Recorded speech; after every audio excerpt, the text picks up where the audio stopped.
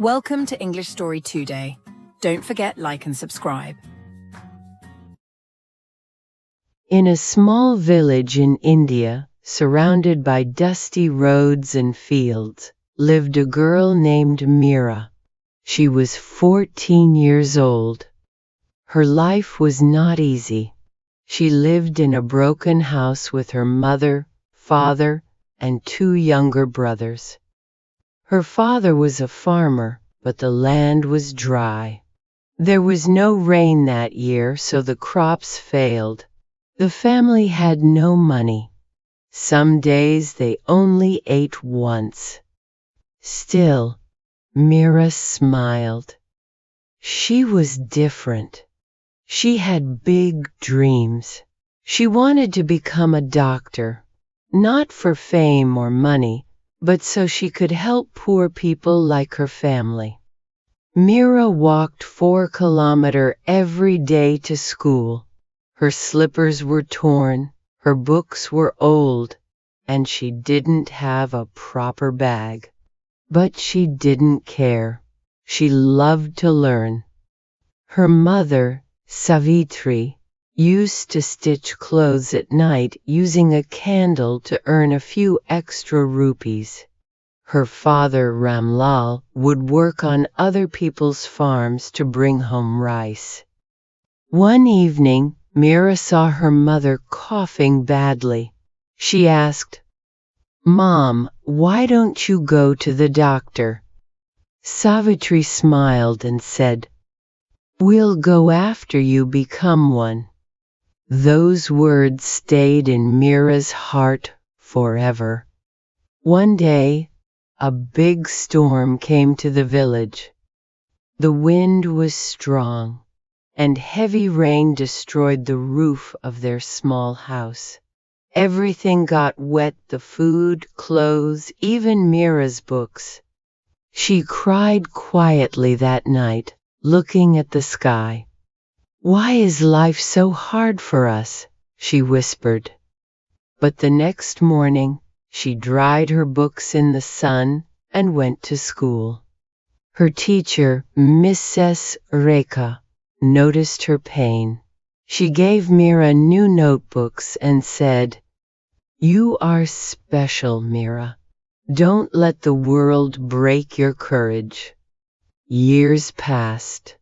Meera worked hard and finally reached 12th standard. This was her final step before she could try for medical college.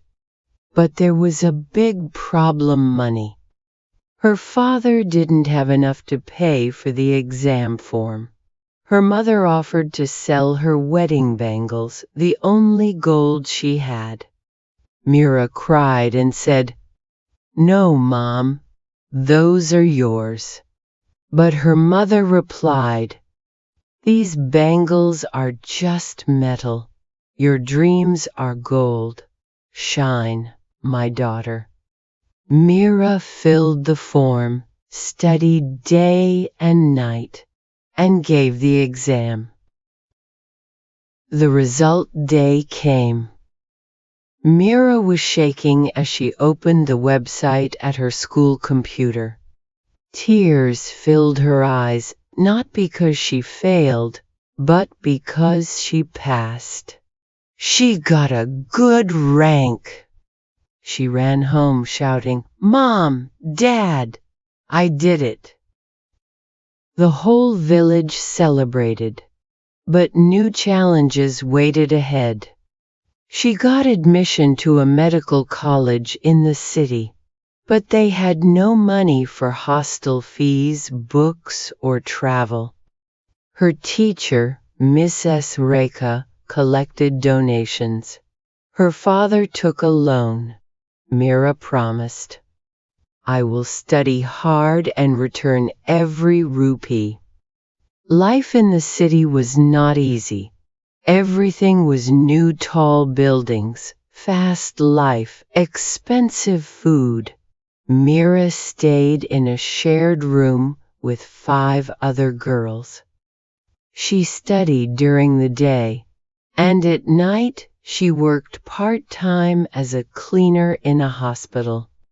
There were days she fainted from hunger, days she cried in silence, days she wanted to give up.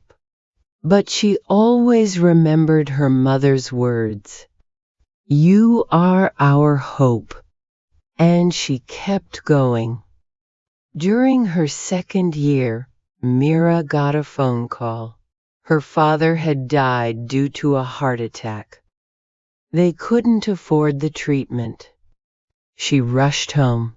Her mother was broken. Her brothers were small.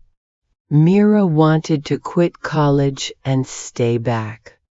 But her mother held her hand and said, "No, your father always wanted you to become a doctor.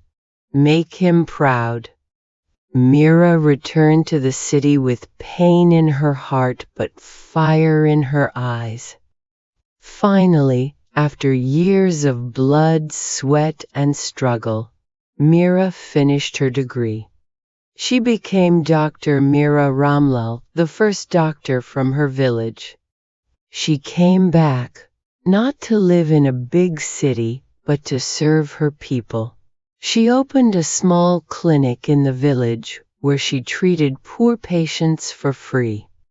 People started calling her Dr. Didi. Her brothers studied hard too, inspired by her. Her mother now smiled more often, her eyes full of peace. One evening, an old woman came to Mira's clinic. Her hand was shaking and her eyes were weak. "My daughter is sick," she said, "but I have no money." Mira held her hand and replied, "You don't need money.